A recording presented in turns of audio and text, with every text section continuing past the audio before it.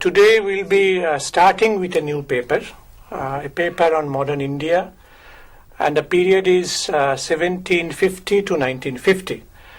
And this is our introduction to modern Indian history. We will deal with the concepts, terminologies, and various approaches to the study of modern Indian history.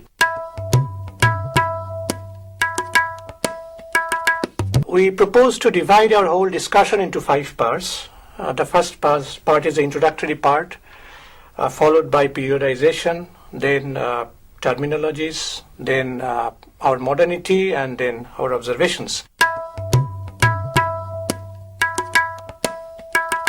When we talk about modern India, we generally have in our mind the period which embraced late 18th, 19th, and of course the 20th century. Now, incidentally, this was the period when there was the advent and consolidation of colonial rule. Not just British, but different European powers were there. Anyway, India was colonized by Britain, and British colonial rule brought with it many things. It brought with it a new education, Western science, Western technology, Western thoughts, different thoughts.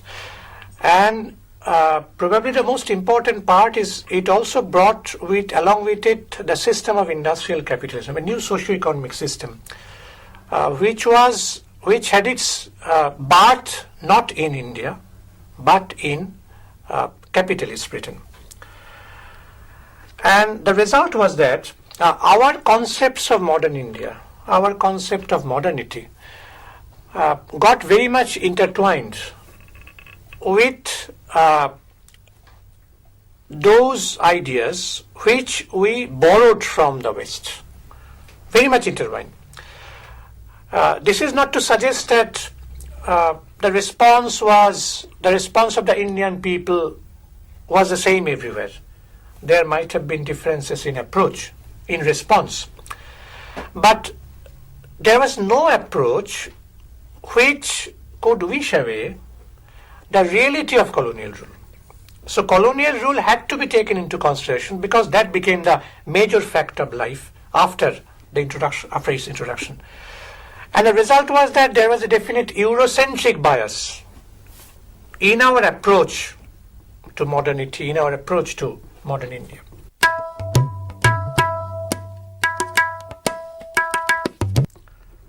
Now we are talking about modern India. When we talk about modern India, it also implies that there were something like ancient India, something like medieval India, which preceded modern India. So these form part of periodization. Now the important question is, what is the basis of this periodization? Now there was a time when historians they made this division on the basis of religion, unconsciously or consciously. I'm not saying that it was a conscious effort, but consciously or unconsciously, the basis was religion, and of course it was an unscientific approach, no doubt about it. Ancient India, in our history, in our case, became identified with the period when Hindu rulers, quote-unquote Hindu rulers, ruled.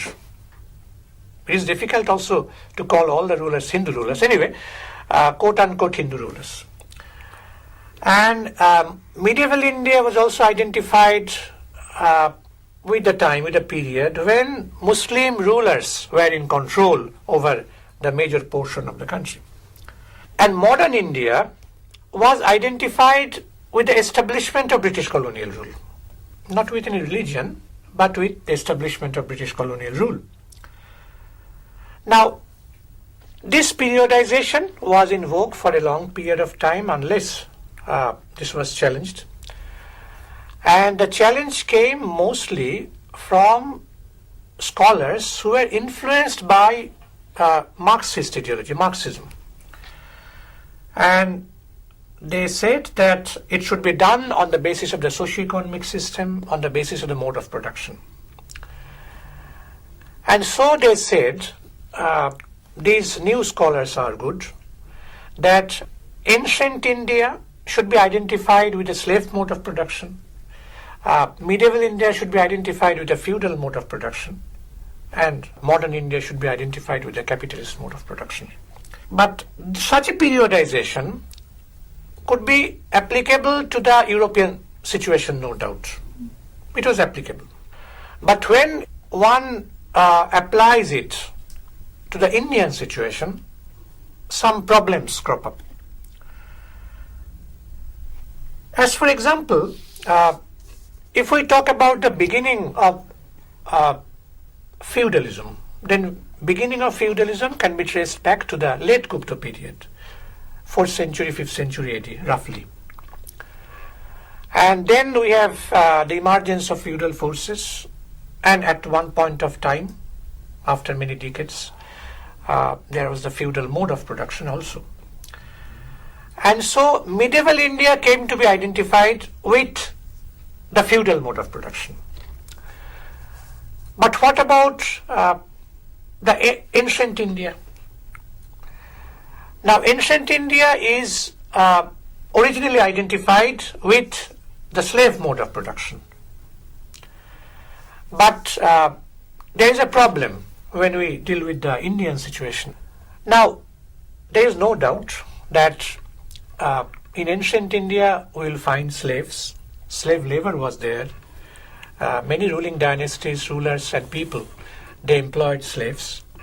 But the existence of slaves is one thing, and the existence of the slave mode of production as the dominant mode of production is another thing. And in fact, there is no comprehensive work till now about whether there was a slave mode of production as the dominant mode in ancient India. There are some works, no doubt. One can refer to the work by Chanana, Slavery in Ancient India, R.S. Sharma's book on Shudros, or Uma Chakraborty's book, Beyond the Brahmins, Kings and the Brahmins, very important books. But none of these books, they, of course, all of them throw light on the existence of slaves, common people, marginal people. But there is no we cannot come to any definite conclusion about this particular thing, that is whether the slave mode of production was the dominant mode in ancient India. So there is a problem here. Anyway, for argument's sake, let us say that there was something like slavery, etc., even if it was not a dominant one.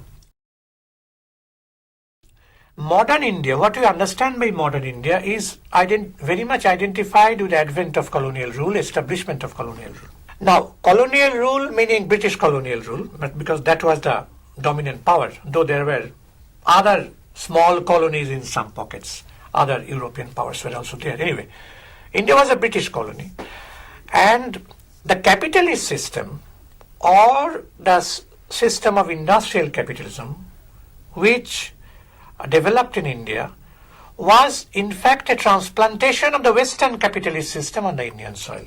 So, capitalism in India was not the product of the normal evolution of the Indian society. It was an exportation from outside. That is one fundamental difference. The second point is that unlike Britain, which was an independent country, India was subjugated by Britain. And so, development of industrial capitalism in India cannot be a full-blooded development. It cannot be an independent development, because the Indian economy only catered to the needs of Britain. We know that Britain transformed Indian economy into a raw materials supplying appendage to her, to Britain. And the third important point is that unlike Britain, where capitalism emerged out on the ruins of feudalism, One can refer to the Wars of the Roses, the coming of the new monarchy, then the dissolution of the monastic lands, coming of the gentry, etc. So, and the civil war, of course, mid-17th century civil war. In India, there was an adjustment with feudalism. Three land settlements introduced by the British. This created a new class of landowners, not a class of the bourgeoisie, but a new class of landowners. So unlike Britain, there was an adjustment between feudalism and capitalism.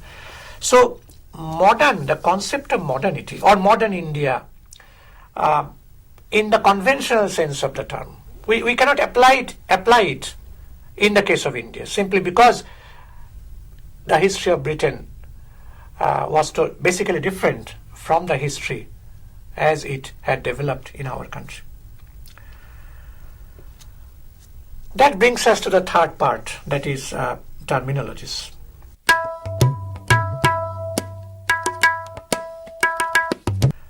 Now, it is generally accepted that the intellectual history of India in the 19th and 20th centuries was a history of the struggle between the forces of progress and the forces of reaction. But in the context of India, which was a colony, who represented the forces of progress and who represented the forces of reaction? That is a problem. And in fact, there is no unanimity on this question. No clear unanimity. Now, one view is that progress was represented by those who stood for modernity. And when this school or this group of people spoke about modernity, what they had in their mind is Western type of modernity. The modernity which they inherited from the West, primarily from Britain. That is, who fought against obscurantist beliefs, feudal beliefs or pre-feudal beliefs that existed in our country. Who championed the cause of rationality, science, enlightenment against scripture, etc. This was one kind of opinion. That is, here progress or modernity was associated with what we inherited, what we got from Britain, from the Western world. One can refer to Bankim Chandra Chattopadhyay in this connection. Bankim Chandra Chattopadhyay, the celebrated literature, was very much influenced by positivist sociology as well as utilitarian political economy. And he identified the cause of India's poverty and subjugation in the absence of those cultural attributes which had made Europe more equipped in the cultural sphere. According to him, the major part of India's religious beliefs was based on vairagya or renunciation and niyati or fatalism, concepts he considered totally unsuitable for the modern world. So, in his opinion, if India were to progress, she should give up her archaic beliefs and outmoded social institutions. He also believed that as the British had laid the material conditions for these changes, so Indians must remain under their tutelage in order to learn more from them. By holding such a view, Bankim Chandra was clearly arguing in favor of a continuation of the colonial rule. Now, on the other hand, progress was also represented by those who took up the cause of the Indians against the exploitative nature of British rule. There were many intellectuals in the second half of the 19th century, like Dadabhai Naoroji, M.G. Ranade, who talked about the drainage of wealth. And they believed that the drainage of wealth, the extraction of the maximum revenue, these were the main causes of the poverty of India. So there was a critique of colonial rule at least from that point of time. This was another view. Now, there was another view about modernity which was identified with Bengal Renaissance. It was believed that Bengal Renaissance could be compared to the European Renaissance, European Reformation. And since Renaissance and Reformation in Europe were very much the manifestations, cultural manifestations of broad socio-economic changes, that is, which brought about the transition from feudalism to capitalism. And these scholars argued that in the case of the Bengal Renaissance intellectuals, they were the products of the progressive bourgeoisie. That was also another view. Sushobhan Chandra Sarkar, in his notes on the Bengal Renaissance, he compared Bengal's role in the modern awakening of India to the position occupied by Italy in the story of the European Renaissance. And he said that Ram Mohan Roy's criticism of priestcraft and superstition reminded him of the leaders of the Protestant revolution in Europe. Now, these were some of the ideas about modernity. All these were ideas about modernity. Now, these formulations had been challenged in the 1970s following the Naxalite iconoclasm, image breaking. And it was argued by these new scholars that there might have been some modern elements among the 19th century scholars.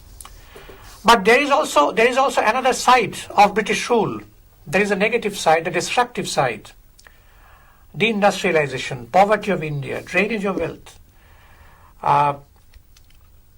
destruction of indigenous industries, and the pressure on land, new landowning class, peasant resistance, and the creation of an elite class which was totally isolated from the masses. The need of the hour was to get rid of colonial rule and to become free and independent. But these intellectuals did not do such things. So they, on the other hand, they had identified themselves with colonial rule. And so their sense of modernity was totally identified with colonial rule. So, but modernity demands that they should go against the British, be more national in their outlook, but that they did not do these things. Now, Sumit Sarkar also criticized Ram Mohan Roy's break with tradition as deeply contradictory. In fact, there was a contradiction between what Ram Mohan Roy actually preached and what he implemented in practice. There was always a difference. Like the sacred thread, he adorned his neck throughout his life, or he did not sit at the same table with people belonging to the lower castes. He was against idolatry, but his disciples, they performed Durga Puja festivals. So these things are there. So these contradictions are there, which have been pointed out by critics who dealt with the questions of modernity. So I stop here and seek your questions. Sir, I have one question regarding the that part of the topic where you said that India had to adjust to some extent in order to accept the capitalism, as it was not a full-blooded capitalism, or rather a natural product of India, and it was imposed rather by the British, who had a totally different historical context. These adjustments, how far did they extend in the society? Were they only limited to the political part or the economic part, or they only had social impacts? Yes, there was an adjustment because since the condition in Britain and the condition in India was different, so industrial capitalism, which was not the product of the natural evolution of Indian society. So in order to achieve modernity, one has to do away with feudalism, no doubt about it. Britain did it, but India did not do it. India could have done it had there been no British rule, had there been no colonial rule. that could have been achieved because the potentialities of capitalist development in India were there. There are many scholars who wrote about it. So it was not a full-blooded development, but a half-hearted development, or not a development at all in that sense. So I have one question. You were telling just now that in ancient India there was the prevalence of the slavery, of the system of slavery. There was existence of slavery. Slavery was prevalent over there. But it does not imply that the existence of slavery means that there was also the existence of a slave mode of production. So what exactly is the slave mode of production? Slave mode of production is that mode of production when the major part of the production process is totally dependent on slave labor. That is, slave labor formed the most important part of productive labor. Shudras were acted as slaves. When R.S. Sharma talked about Shudras, they were slaves. And war prisoners, Dashas, they were slaves. But there were also peasants. Peasants were not slaves. Kashakos were there, they were not slaves. But existence of slaves is one thing, and the existence of slave mode of production as a dominant mode is another thing. So we do not know whether the slave mode of production was the dominant mode. Okay. Like the plantation workers mostly. Yes, the slaves also tilled the soil. They were also employed. They were household slaves. They were tillers of the soil. But apart from them, there are also free peasants who till the soil. So we are not very definite. Okay. There is no comprehensive work. That is what I am suggesting. The history of modern India begins from the late 18th century when European powers started colonizing parts of our country. The 19th and 20th centuries witnessed first consolidation and then disintegration of colonial rule. These are also marked by the spread of Western education, science, technology, and culture. Another feature of this period was the integration of India in the international capitalist economic order. The concept of modern India has to be understood with reference to those of ancient India and medieval India. For some historians, ancient India is a period of Hindu rulers and medieval India the period of Muslim rulers. Modern India for them is synonymous with British rule, signifying a period of Christian domination. Marxist historians categorize ancient period as one when the slave mode of production prevailed, medieval period as one when feudalism prevailed, and modern period as one when capitalism made its presence felt. While identifying periods by religion of rulers is unscientific, identifying them by systems of production is also problematic because of the Eurocentric nature of various concepts and terminologies. History of modern India is believed to have witnessed intense struggle between the forces of progress and those of reaction. But question is, who stood for progress and who stood for reaction? Many Indians thought that the British had laid the material foundation for India's march beyond the medieval era. So they were in favor of colonial rule, taking it as a catalyst of progress. However, many people argued that British colonial rule was in fact one of the root causes of India's growing impoverishment. So there was a reactionary element in the colonial rule. While the British introduced the concept of modernity to India, Indians' response to it was complex. People with vision made a forceful bid for modernity, but gradually it created a social divide between Western-educated urban elite and the common people. And even the practice of modernity by the elite was fraught with contradictions.